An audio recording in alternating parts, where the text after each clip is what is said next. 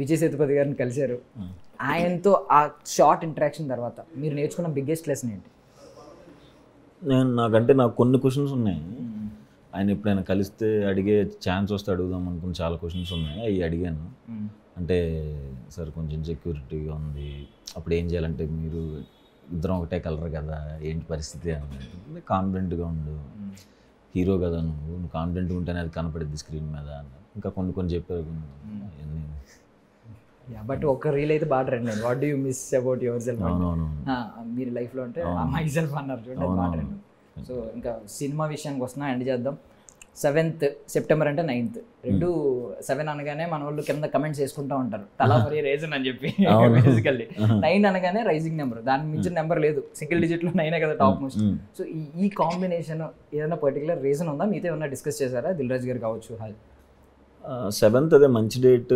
ఆ టైంలో కొన్ని అంటే ఉన్న దాంట్లో చాలా మంచి డేట్. నాకైతే ఆ రోజు ఏ సినిమా లేదు అనుకుని ఇంకా వచ్చారు. నేను కూడా ఇది ఎప్పుడెప్పుడు రిలీజ్ అవుతుందా అని వెయిటింగ్. మీకేమన్నా లక్కీ నెంబర్ ఉందండి 7-9లో? ఇంకో 7th date 9th month, 3rd movie I think తెలుగులో 3rd release. Lucky number 7th. I'm waiting. See, maybe that will be the 7th will be the lucky day for me. కూడా ఇది 7 lucky number అవుతుంది. Then 7 will be the lucky number. తలా for a reason. మీరు ఎంత న్యాచురల్గా ఉంటారో సినిమాలో కూడా అంతే న్యాచురాలిటీ చూపిస్తారు. బిందుకు చూడండి, సొట్ట కూడా పెట్టారు. సో మీరు ఏమన్నా నేర్చుకున్నారండి? అంటే ఈ స్క్రిప్ట్ వైజ్ ఏమన్నా నేర్చుకున్నారా? Have you learned anything from this script? Real లైఫ్లో అప్లై అయ్యేలాగా? రియల్ లైఫ్లో అప్లై అయ్యేలాగా ఏమైనా నేర్చుకున్నారా? Have you learned anything? అంటే ఫ్యూచర్లో అప్లై చేయొచ్చు కదా.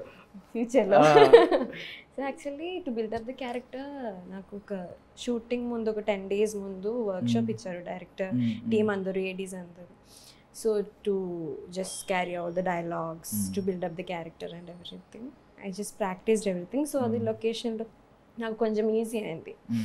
సో దట్ ఈస్ రెఫరెన్స్ అంటే ఏం లేదు, they only supported me. So అక్కడికి ఇక్కడికి ఏమైనా ట్రాన్స్ఫర్మేషన్ ఉందా? బికాస్ అక్కడ నిజంగా హౌస్ వైఫ్ క్యారెక్టర్ కొంచెం చబ్బీగా కనిపించారు.